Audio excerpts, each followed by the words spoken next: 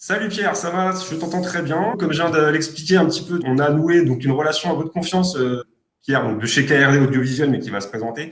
Et Deal for Event, on travaille ensemble depuis longtemps et je suis ravi de t'avoir avec nous et je suis ravi de mettre en avant votre solution à toutes les personnes qui sont là aujourd'hui. Bonjour à tous et bonjour à toutes. Pierre Coutarel, chargé d'affaires chez donc, du coup KRD Audiovisuel, comme vous le voyez en bas de votre écran. Ravi d'être avec vous aujourd'hui. Ça me semblait effectivement un petit peu illogique de vous présenter des studios TV et des possibilités d'événements digital depuis ma webcam. Donc on s'est tout simplement dit pourquoi pas vous mettre en scène un petit décor. Du coup, je vous propose tout simplement de me suivre. Bienvenue donc du coup sur ma scène KRD. Pour mettre un petit peu de contexte sur qui nous sommes, donc comme je le disais, nous sommes un prestataire technique. Nous intervenons donc du coup sur différents pôles et nous accompagnons nos clients sur des prestations éphémères. Aujourd'hui, sur les 3 pôles sur lesquels nous intervenons, on vient de l'événementiel physique. On va sur des événements, sur de l'éclairage, sur la structure, sur du réseau, sur la distribution électrique, accompagner nos clients de manière éphémère afin de leur permettre d'avoir des événements qui sont réussis et où la technique permet de faire passer le message de manière convaincante. Alors, comme vous le voyez avec ce petit logo là qui donc du coup s'affiche, on va avoir de la production audiovisuelle pour accompagner nos clients sur des tournages, sur du montage, sur des éléments aussi de motion design, de la prise de vue drone, tout ce qui va s'apparenter au monde de la vidéo.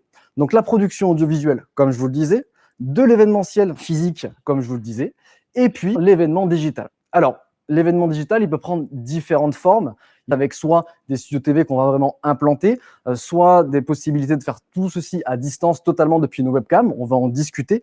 Mais aujourd'hui, on a 3 étapes. On a l'accompagnement en amont, on a la réalisation J-1 et jour J, et on a donc du coup cette diffusion, soit sur des plateformes tierces, soit sur une plateforme dédiée à votre événement. Alors, pour faire juste un petit aparté sur cette étape-là qui est importante, nous sommes un prestataire technique, donc nous réalisons la technique, on va dire plutôt matérielle à la base, mais nous avons la chance d'avoir une cellule informatique dans la société. Nous avons donc du coup, il y a maintenant de cela plus d'1 an, au tout départ forcément de l'essor de l'événement digital, développé notre propre plateforme pour streamer. Cette plateforme elle a différents avantages, elle peut être personnalisable, elle est hautement sécurisée. On a mis l'accent vraiment sur cet aspect-là pour discuter avec des services informatiques et que cette plateforme soit adaptée à vos différentes contraintes. Et plutôt que de vous la présenter de manière orale, ce que je vous propose, c'est d'assister à une petite vidéo qui vous la présente.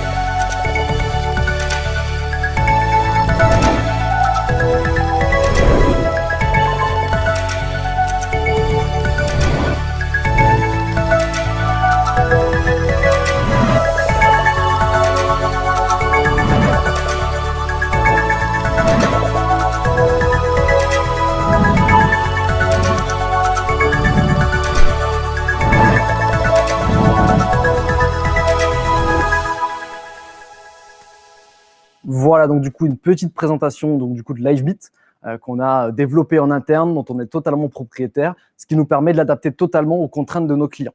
Je vous parle beaucoup de nous depuis tout à l'heure, mais au final, ce qui est important de comprendre, c'est qu'est-ce qui vous intéresse vous. On s'est posé la question il y a quelques mois et quelques années de dire ok, on a des outils, on a des moyens, on a des compétences, mais qu'est-ce qui intéresse nos clients? Aujourd'hui, on en a gardé 3 qui nous semblent vraiment très importantes.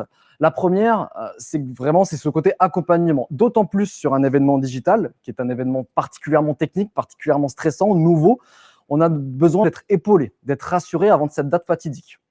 On a là, bien sûr, la deuxième clé de la réalisation d'un événement, c'est le fait de vous projeter. C'est-à-dire que si je vous avais fait une présentation avec une brochure simple et classique, aussi visuelle qu'elle soit, ça aurait forcément eu moins d'impact que vous amener aujourd'hui avec moi sur un petit fond vert, avec une petite caméra, ça a forcément plus d'intérêt.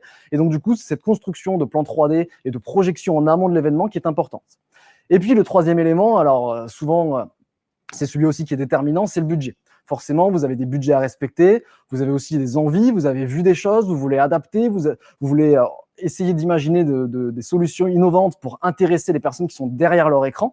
Eh bien, ce qui est important, c'est donc du coup de concilier budget et ce qu'on appelle du coup plus communément l'effet waouh, essayer d'avoir quelque chose qui soit impactant vis-à-vis du message que vous voulez transmettre, parce qu'on ne fait pas le même événement si on veut le distribuer à des collaborateurs ou le distribuer à des clients. Donc tout ça est très important. On va mettre à disposition, en plus de la captation, un certain nombre d'outils. On peut créer une scénographie de manière unique. On peut faire du montage, bien sûr, multicaméra, avoir des grues, avoir sur votre événement, avoir du travelling. On peut avoir des interactions multiples avec des outils activités plus poussées dont on discutera tout à l'heure. Avoir des intégrations 3D, ce que vous avez vu tout à l'heure avec les visuels qui s'affichent sur mon plateau. Ce sont des choses qui sont conçues, qui sont projetées directement à partir du logiciel de streaming. Donc, ça vous permet de casser ce côté PowerPoint, qui est très intéressant, qui permet d'avoir du visuel comme je l'ai actuellement avec moi. Mais l'idée, c'est forcément d'essayer de varier, d'avoir aussi des contenus vidéo que l'on peut projeter et pour dynamiser votre live. Et puis, bien sûr, vos intervenants distants, que ce soit tout simplement depuis une webcam, que ce soit filmé par un caméraman qui se déplace, on peut avoir des intervenants distants. Tous ces outils-là, forcément, il faut mettre des moyens en place en face pour que tout cela fonctionne. Donc, très important de commencer par ce côté accompagnement. On va parler d'être épaulé, d'être rassuré, et vous allez avoir envie d'avoir un chef de projet qui va vous accompagner. Alors, le chef de projet chez KRD a un rôle fondamentalement différent du chef de projet événementiel. Nous ne nous occupons que très peu de la partie logistique, de la partie restauration, la partie team building. On va se concentrer sur la technique et vous accompagner sur l'éditorial. C'est-à-dire que votre événement, vous avez un message à faire passer, vous avez forcément un temps qui est alloué, des outils, des contenus que vous voulez faire passer dans votre événement. Mais comment on fait pour faire un beau maillage de tout ça et faire en sorte que votre événement il soit dynamique, il peut être condensé, comme il peut être très long, il peut y avoir des tables rondes, il peut y avoir au contraire des interviews qui sont très rythmées. L'idée, c'est d'avoir quelque chose qui colle tout simplement au message que vous voulez transmettre. L'idée aujourd'hui, c'est de faire du webinaire. D'ailleurs, tout le monde utilise souvent ce terme, mais de faire un webinaire qui soit dynamique. Multicaméra, des intégrations multiples, de l'interactivité, pour encore une fois, avoir un message qui passe mieux.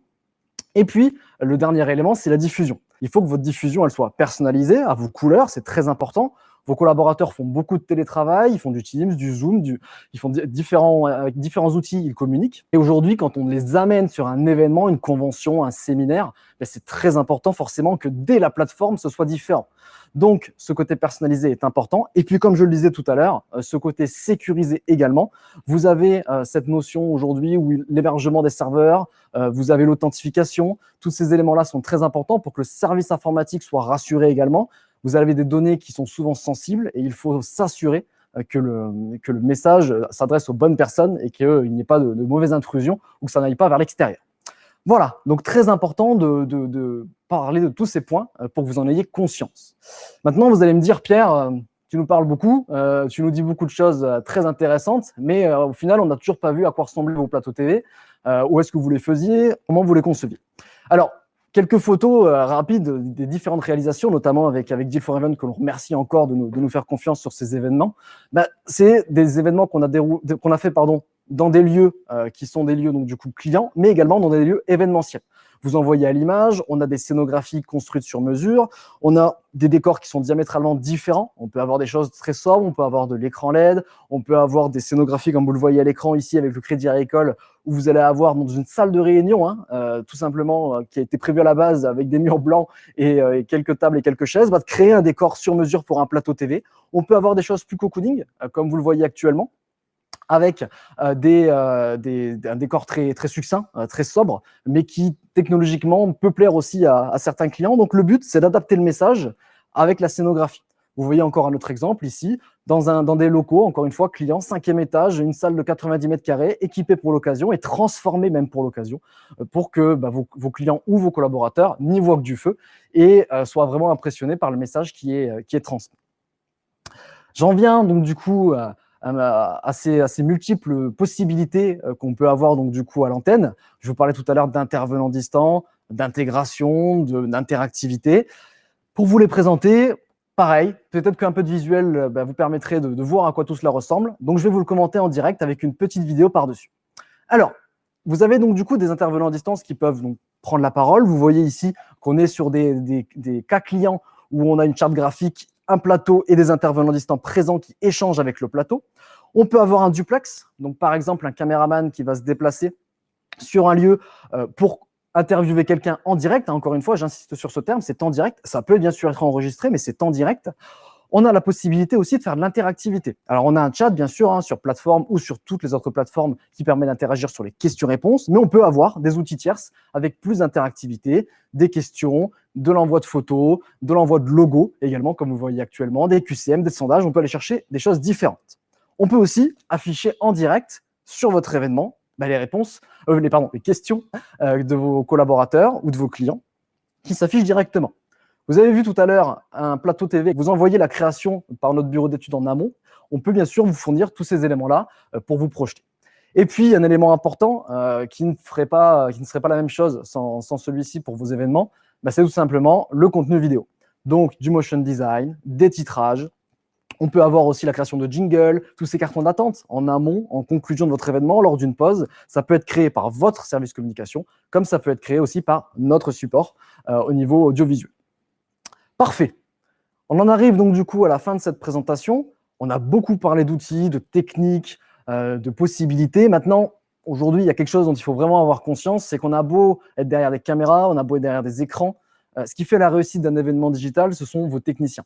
C'est le chef de projet qui va paramétrer tout votre événement en amont, qui va être là le jour J. Et ce sont vos techniciens qui, du coup, seront là le jour J pour installer à J-1 et le jour J pour exploiter votre événement, voire à J+2, J+3, en fonction bien sûr de la durée de votre événement.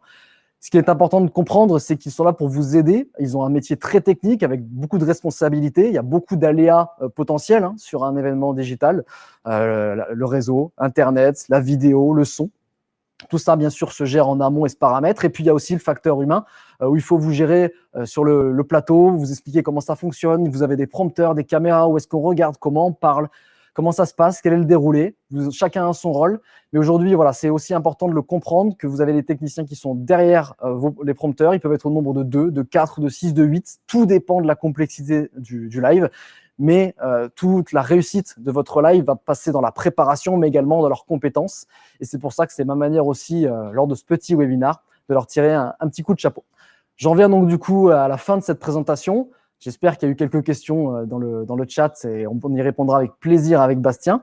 On va donc du coup tout simplement retrouver Bastien tout de suite. Et pour ceci, on va passer aux questions-réponses et je lance le petit jingle.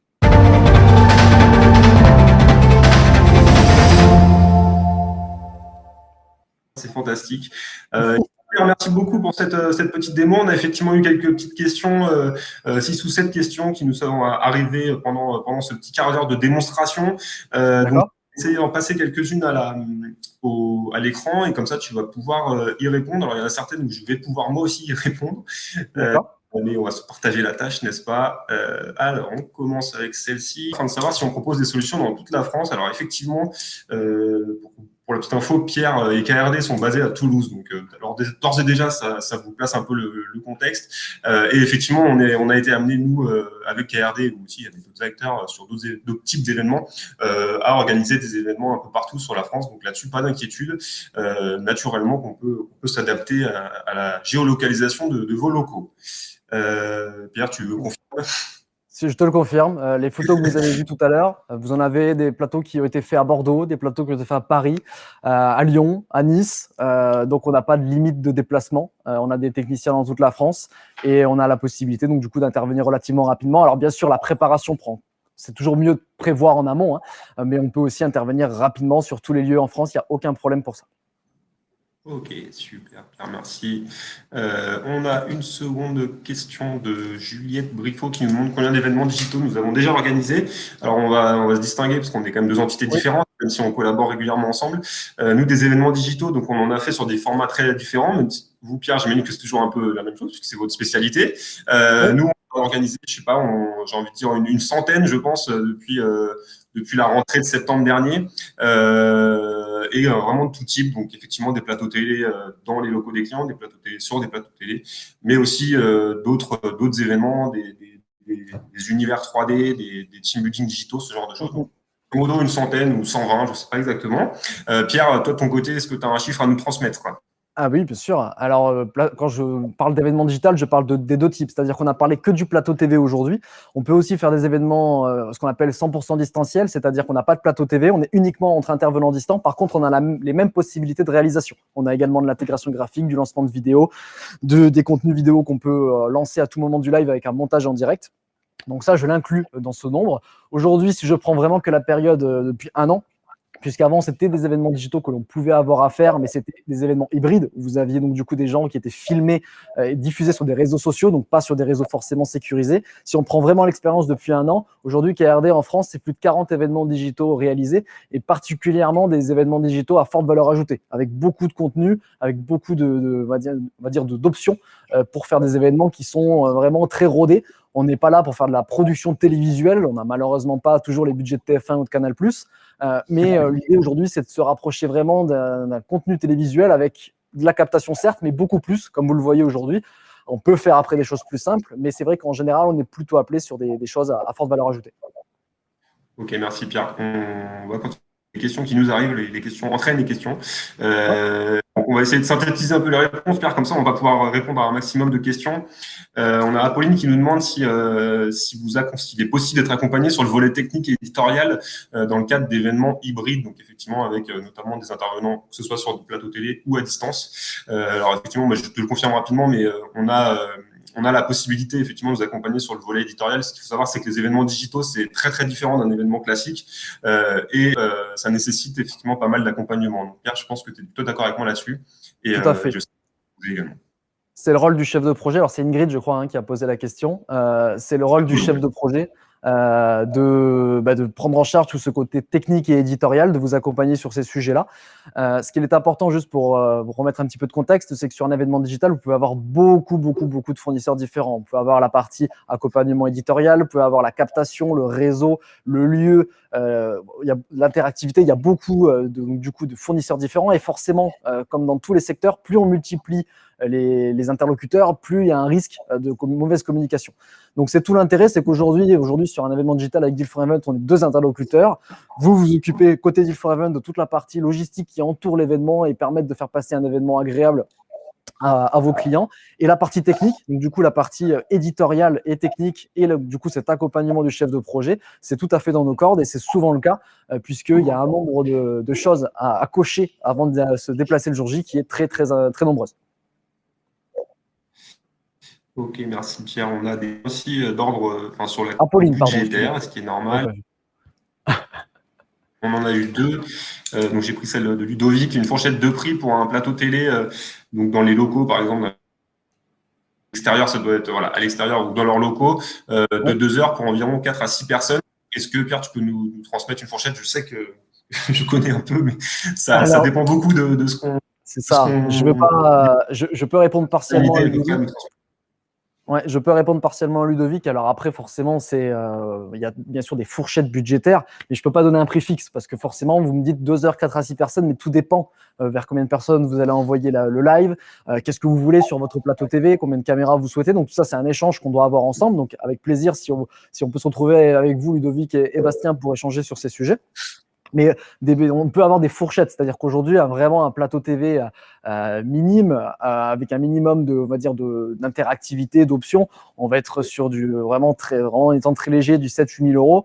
Et puis après, on a des plateaux TV à tout type de tarifs, où ça peut facilement monter en fonction des options, mais il faut aussi rester très logique en fonction aussi des budgets de chacun. Le but, c'est de s'adapter à votre budget. C'est pas forcément de mettre toutes les options disponibles pour que à la fin ça fasse un énorme event alors que c'était pas le but à la base. C'est de coller à ce que vous voulez transmettre comme message. Donc on va adapter tout simplement les options vis-à-vis de votre budget, et toujours faire en sorte que ce soit qualitatif, puisque faut jamais oublier qu'il y a 2 personnes qui doivent prendre du plaisir. La personne sur le plateau TV qui doit prendre du plaisir face à la caméra, qui doit avoir un prompteur, qui doit avoir des outils pour bien travailler. Et puis la personne qui est derrière son écran, qui malheureusement peut-être aurait préféré aussi être dans une salle et manger des bons petits fours. Et malheureusement pour elle, elle est derrière son écran. Il faut que cette personne-là passe un bon moment. Donc il faut prendre en compte tous ces éléments-là quand on construit un budget. Donc avec plaisir, Ludovic, pour en discuter plus profondément plus tard. Mais à l'instant T, vous donner un budget sur ces 2 éléments-là, ça va être compliqué. Merci Pierre. Donc effectivement, c'est vraiment du cas par cas, mais au moins ça nous fait une petite idée. Pierre, je rebondis sur l'interactivité, tu en as parlé un petit peu à l'instant, et on va à la limite du temps un petit peu qui nous reste pour faire une petite démo d'interactivité, pour vous montrer à quoi ça peut ressembler. Tout à fait. En prenant la main je te laisse gérer ça pour voir comment ça fonctionne. Alors avec plaisir. Je vous parlais tout à l'heure d'interactivité. Alors, on s'est dit avec Bastien, les questions-réponses, c'est super intéressant et merci d'ailleurs d'en me poser autant, je vois qu'elles défilent. Par contre, on pourrait aussi vous permettre de jouer durant cette période. Donc, vous avez une petite vidéo qui va s'afficher à côté de moi. Vous avez un QR code qui va s'afficher à côté de moi. L'idée, c'est que vous preniez votre téléphone ou votre tablette, ce que vous souhaitez, un autre outil, et que vous scanniez ce QR code. Alors, si vous ne pouvez pas scanner ce QR code, pas d'inquiétude, on va vous afficher une petite adresse en bas sur laquelle vous pourrez rentrer le code. En arrivant donc du coup sur ce QR code, vous allez pouvoir rentrer prénom, nom, et donc du coup, forcément, jouer avec nous à des jeux. Alors prénom, nom, mettre une photo, vous voyez la petite vidéo qui s'affiche et qui vous permet donc du coup de voir quels sont les moyens pour arriver donc du coup sur l'application. Il n'y a absolument rien à télécharger, hein, c'est totalement online. Vous allez donc du coup arriver sur une plateforme, changer votre nom, votre prénom, et mettez une photo, c'est toujours plus sympa. Et on va du coup, dès qu'on aura un petit peu d'inscrits, je vois que ça arrive, on a déjà une bonne trentaine de personnes qui sont connectées, on va pouvoir vous faire passer donc du coup à l'écran une petite animation. Alors je laisse les gens se connecter, je vois qu'on a beaucoup de visiteurs, donc n'hésitez pas à changer le prénom et le nom. J'en vois qu'ils sont, donc on est actuellement à 28 connectés. Je laisse encore une trentaine de secondes, le temps à tout le monde d'arriver. Vous avez le QR code à l'écran. Allez, on va envoyer donc du coup la première photo, animation, excusez-moi, qui est donc du coup un mot pour décrire cette présentation. Donc tout va se passer sur votre téléphone, où vous allez donc du coup avoir un mot pour décrire cette présentation. Alors bien sûr, soyez juste, hein, si vous avez trouvé des choses à redire, n'hésitez pas. La critique est toujours bonne quand elle est constructive. Mettez donc du coup des mots qui vous évoquent cette présentation. Et donc, du coup, nous, sur le live, d'ailleurs, je gêne les mots, je vais me décaler un petit peu. Sur le live, on voit donc, du coup, les mots qui apparaissent.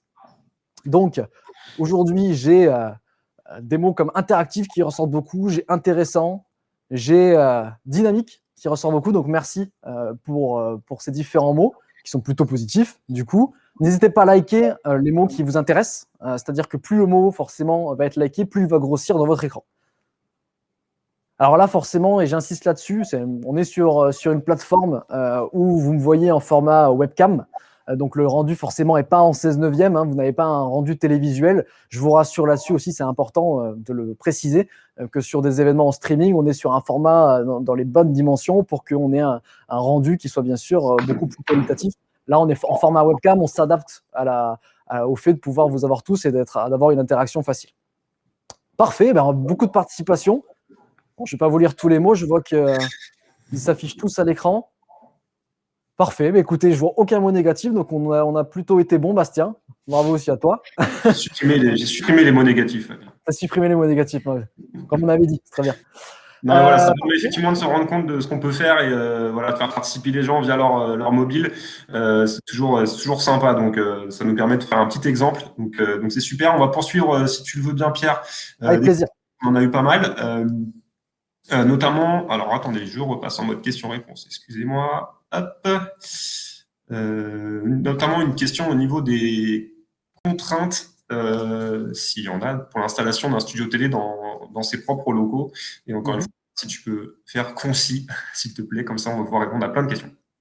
Alors, rapidement, contraintes, il y en a deux vraiment qui ressortent. La surface, donc avoir au minimum 100 mètres carrés et 100 mètres carrés vraiment exploitables, c'est-à-dire qu'il ne faut pas qu'il y ait un gros pilier en plein milieu, bien sûr, du lieu, avoir quelque chose qui soit exploitable et aussi qui soit facilement accessible. On a des flycases, on a du matériel qui va forcément être déchargé, donc il faut qu'il y ait un minimum de distance, si possible, entre la salle et le déchargement, qu'on ne soit pas au 4e étage sans ascenseur, par exemple. Et la deuxième notion, c'est Internet. Hein, forcément, on a besoin d'une bande passante qui soit d'une part stable et d'un minimum de 10 mégas. Alors, je vous rassure, pour les éléments techniques, c'est aussi le rôle du chef de projet de discuter avec votre service technique pour accréditer tout ça et le valider. Mais les deux éléments importants sont la surface au sol, la hauteur sous plafond, je précise. Plus on a de hauteur sous plafond, plus c'est intéressant. Et puis donc du coup, la partie bande passante Internet. Super, merci Pierre. C'est précis. Donc du coup, ça nous a permis de répondre aussi à la question d'Élodie sur les différentes spécificités techniques dont on peut avoir besoin. On a une question un peu plus précise. Comment gérer la latence pour les duplex réalisés en direct et éviter les éventuels effectivement décalages qui peuvent être un peu gênants? C'est Caroline qui me pose cette question. Est-ce que vous avez une technique? Alors, pour donc du coup cette partie latence, c'est important de le préciser. Alors pour faire un brin de technique très rapidement, la partie donc du coup streaming demande qu'on travaille avec des protocoles spécifiques qui font qu'il y a un léger décalage entre ce que vous voyez actuellement. Alors pas aujourd'hui parce qu'aujourd'hui on est en temps réel, mais sur un événement vers une grande audience, si j'étais filmé à un instant A, il y aurait un léger décalage de 5 à 10 secondes vers les personnes qui vont donc du coup regarder tout ça. Donc pour gérer la latence, déjà, on a une plateforme qui est dédiée streaming, donc on essaye de minimiser au maximum cette latence qui va aussi être impactée par votre connexion Internet. Donc forcément, que vous ayez la fibre ou que vous soyez dans une zone qui est très peu connectée, vous allez avoir une différence de décalage. Et puis par contre, quand on a des intervenants distants, très important et très intéressant de cette question, quand vous avez des intervenants distants, il faut pouvoir échanger en temps réel, comme si vous étiez donc du coup dans votre voiture, que vous discutiez via le Bluetooth de votre voiture. Il faut qu'il y ait minimum 1 à 2 secondes de décalage, comme on le voit d'ailleurs à la télé lors des interviews. Pour cette utilisation-là, nous avons donc du coup d'autres protocoles. Je vous ne citerai pas les noms, ça ne sert à rien, mais qui vous permettent d'avoir des intervenants qui du coup échangent avec le plateau sans aucune latence ou quasi aucune latence et permettent donc, du coup d'avoir une discussion fluide. C'est toujours intéressant. Vous l'avez vu tout à l'heure sur les duplex ou sur les intervenants de retour en webcam. C'est donc du coup la manière de gérer cette latence et d'avoir autant une vidéo que le son, puisque le son a une importance, des latences qui sont très faibles. Merci Pierre. On a une question suivante de Jérémy qui nous demande si LiveMeet peut aussi servir pour des webinaires, la partie prise en charge des invitations, des relances, etc., les statistiques éventuelles après l'événement. Ouais. Alors Jérémy, très bonne question. Alors LiveMeet a été développé pour faire du streaming à la base. Donc, ce n'est pas à la base une plateforme de webinaire. On peut, grâce du coup, au travail de nos informaticiens maintenant, l'utiliser aussi comme une plateforme de webinaire, mais une plateforme de webinaire, on va avoir besoin d'être présent. C'est-à-dire que on peut pas, on le fait aujourd'hui sur ClickMeeting, ce n'est pas encore développé sur LiveMeet. LiveMeet a une dimension stream, donc on peut donc, du coup faire l'événement où on va streamer et vous êtes en tant que spectateur, vous n'avez pas votre webcam ni votre son, mais on peut également vous créer des rôles LiveMeet dans lesquels vous êtes présent avec votre webcam, votre son et vous discutez avec d'autres personnes. Par contre, forcément, on est beaucoup plus limité en termes d'audience. On est sur de la visioconférence. Donc, c'est faisable. Par contre, pour la fin de la question, les invitations aujourd'hui, on va passer avec des outils extérieurs. Donc, ce n'est pas encore intégré dans LiveMeet, ce côté invitation-relance. On va travailler avec des prestataires extérieurs. Par contre, les statistiques, on peut en donner et on peut en donner beaucoup puisqu'on a la possibilité de vous donner le nombre de personnes qui étaient connectées, sur quelle durée elles ont été présentes, avec bien sûr l'authentification. Toutes ces données-là, on peut les donner pendant l'événement. Ça nous permet des fois de dépayer certaines personnes qui ont des problématiques de connexion, mais également bien sûr de vous les donner à posteriori pour que vous ayez de la donnée pour analyser l'impact de votre événement. Autant les clients, ça peut être intéressant, autant en interne également. Relance, etc. Il peut y avoir des outils tierces, on va dire, des sortes de mini-sites qui sont en plus hyper jolis, hyper travaillés. Donc là-dessus, nous aussi, on peut être force de proposition pour vous et pour avoir le bon outil en parallèle, en tout cas, de la technologie KRD. Ensuite, on a une question de Margot. Avez-vous un moyen de gérer le multilingue avec des sous-titres, par exemple? Bien sûr. Alors, sur du live ou de la post-production, c'est différent. Mais sur du live, il y a bien sûr possibilité de faire de la traduction. Alors, orale, on l'a fait il y a encore moins d'une semaine avec de la traduction en anglais et en allemand sur un live. Donc, aucun problème à ce niveau-là.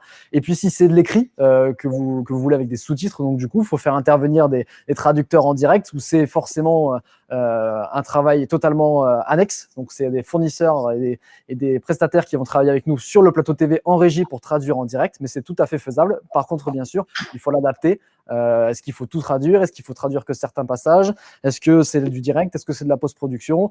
Quel niveau de traduction vous voulez? Est-ce que ça doit être fait automatiquement? Est-ce que ça doit être fait par un humain? Tout ça, pareil, c'est des options à regarder. Mais oui, bien sûr, Margot, aucun problème, c'est faisable. Effectivement, tout est réalisable, il n'y a pas de souci, si tant est qu'on l'anticipe. Et effectivement, la partie sous-titrage et multilingue, ça l'est aussi. On a une question qui va nous permettre de lancer la dernière petite animation de Laurine qui nous demande quelles sont les techniques pour engager vos audiences lors des événements digitaux. Alors, on en a déjà parcouru certaines, notamment le nuage de mots qui a permis de mettre en valeur ta merveilleuse présentation, Pierre, et tout le monde a apprécié On a aussi des petits quiz. Alors là, c'était sur l'outil de webinar, donc qui n'est pas l'outil, comme disait Pierre, qu'on utiliserait si toutefois on faisait un événement avec vous. Des quiz, des questions à choix multiples. Et on a aussi une partie photo, du coup, Pierre, que tu vas nous mettre en avant, et on va devoir tous se prendre en photo. Et c'est là le meilleur moment, finalement, du webinaire. Alors, reprenez votre téléphone, reconnectez-vous si vous êtes sorti de la page, ou donc du coup, revenez sur votre téléphone ou votre tablette pour reprendre l'application en main. On a d'autres outils, et donc du coup, je fais écho à cette question-là. Vous avez vu tout à l'heure dans la vidéo qu'il y avait des courses, qu'il y avait des QCM, on peut également faire du sondage, on peut faire différentes choses. Là, actuellement, sur votre téléphone ou votre tablette sur lequel vous êtes connecté, ce qu'on vous propose, c'est d'envoyer une photo. Donc, si vous avez la possibilité, on va récupérer une photo de vous. Alors, n'hésitez pas à nous envoyer une photo, soit en direct, soit une photo de votre galerie photo.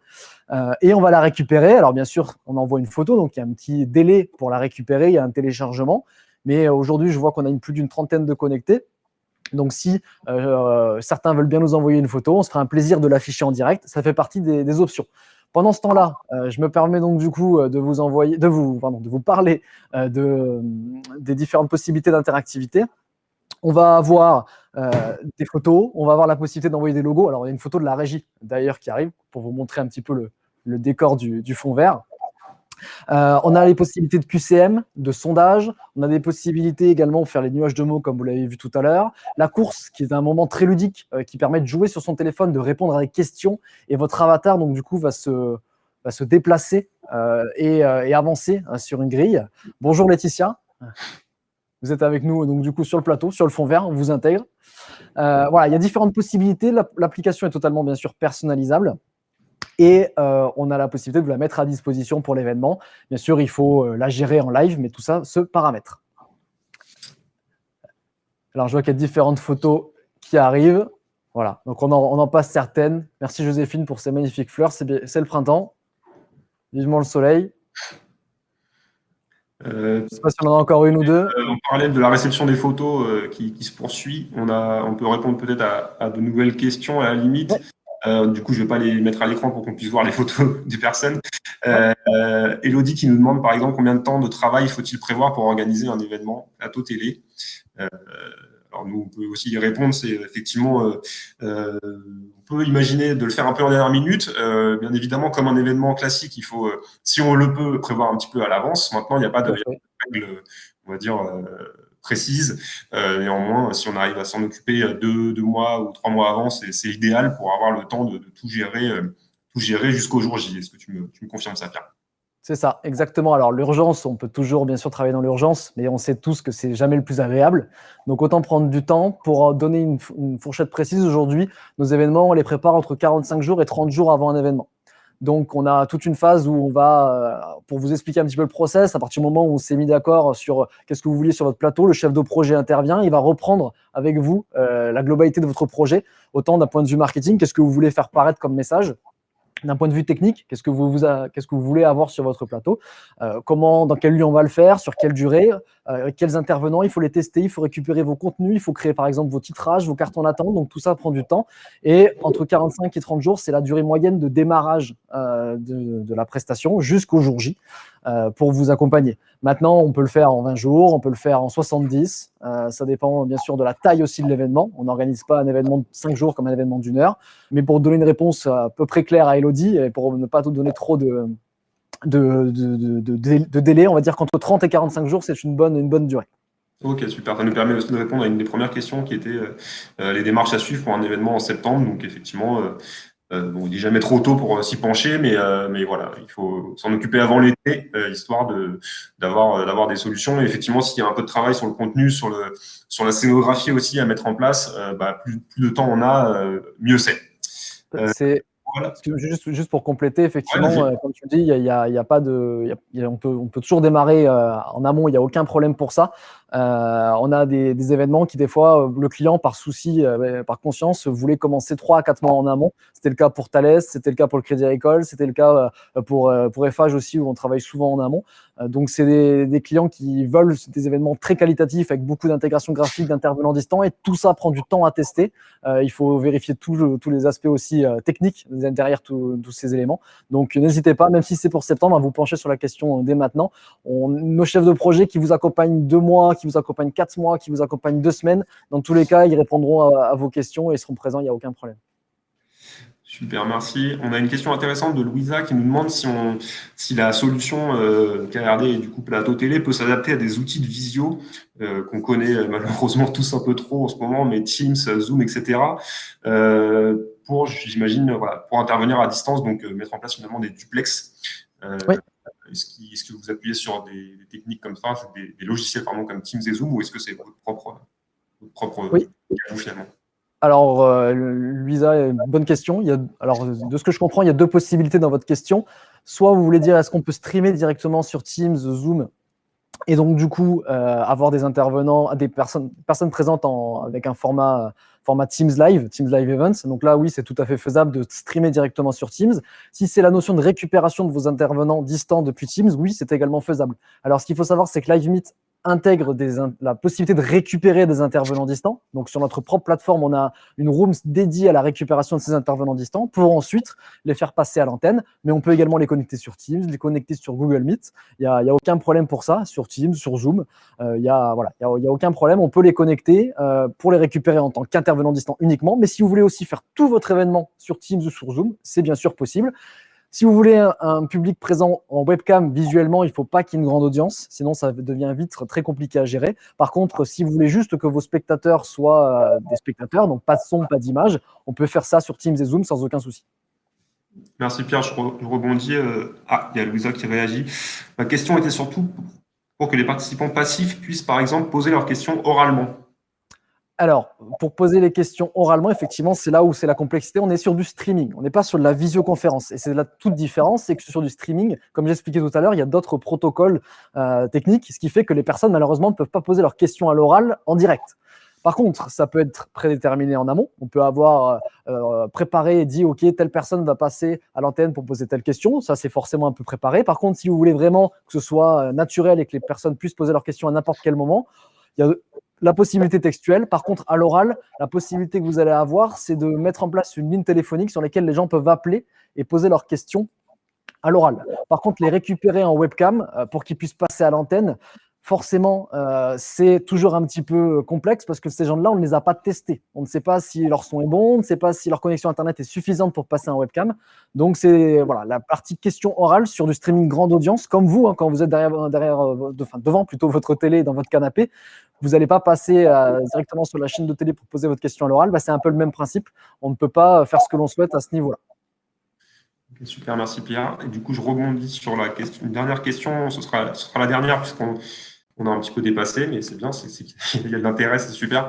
Peut-on retransmettre un événement plateau télé sur YouTube en direct avec une rediffusion après l'événement? C'est Elodie qui nous pose cette question. Bien sûr.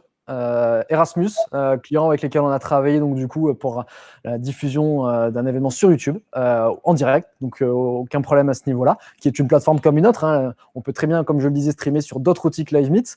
YouTube, donc du coup, on va streamer vers, que ce soit en public ou en privé, vers votre cible, vers votre public. Et donc du coup, YouTube va vous mettre un replay a posteriori. Alors le replay de YouTube est dans sa globalité.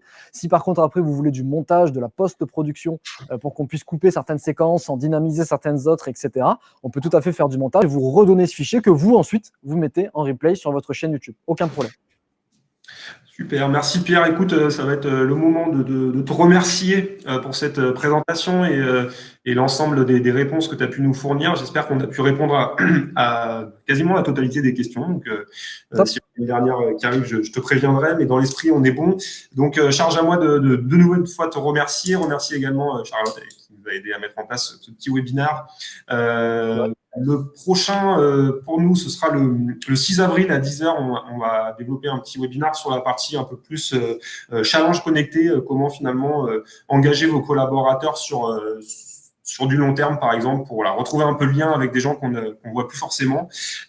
ce sera le 6 avril. On vous enverra si ça vous intéresse les, les invitations. Si vous souhaitez un peu plus d'informations sur nous, bah voilà, Charlotte vous a mis le lien pour le séminaire le webinaire, décidément, j'y arrive pas, du 6 avril. On vous invite également à aller sur notre site Deal for Event si vous voulez prendre contact avec nous ou nous appeler au standard. Et si toutefois vous avez besoin de réfléchir à un projet ou des questions ou autres, vous pouvez aussi prendre rendez-vous avec moi et Charlotte va vous mettre le petit lien pour prendre un rendez-vous automatique avec moi et qu'on puisse échanger ou approfondir s'il y a des choses qui vous intéressent et peut-être effectivement, on l'avait vu dans le sondage initial, réfléchir à un projet qui peut-être vous arrive. Vous avez maintenant les délais de préparation, donc vous êtes au courant de tout. Voilà mon numéro aussi qui s'affiche si vous avez besoin. Et en tout cas, je vous remercie tous d'avoir pu assister à cet événement. C'était notre premier, donc ça fait plaisir. Tout s'est bien passé visiblement. Ravi d'avoir pu travailler avec toi, Pierre, et d'avoir pu mettre en avant votre solution, pourvu que l'histoire continue. Il n'y a pas de raison. Je te merci à tous. Juste, si je peux me permettre, Bastien, je voulais juste te remercier et remercier Charlotte pour l'organisation de l'événement. Merci pour toutes vos questions parce que y a un public qui était très engagé et voilà, qui est très intéressé, donc c'est toujours agréable. Et puis, je l'ai dit tout à l'heure, donc ce serait un affront de ne pas le dire à l'oral.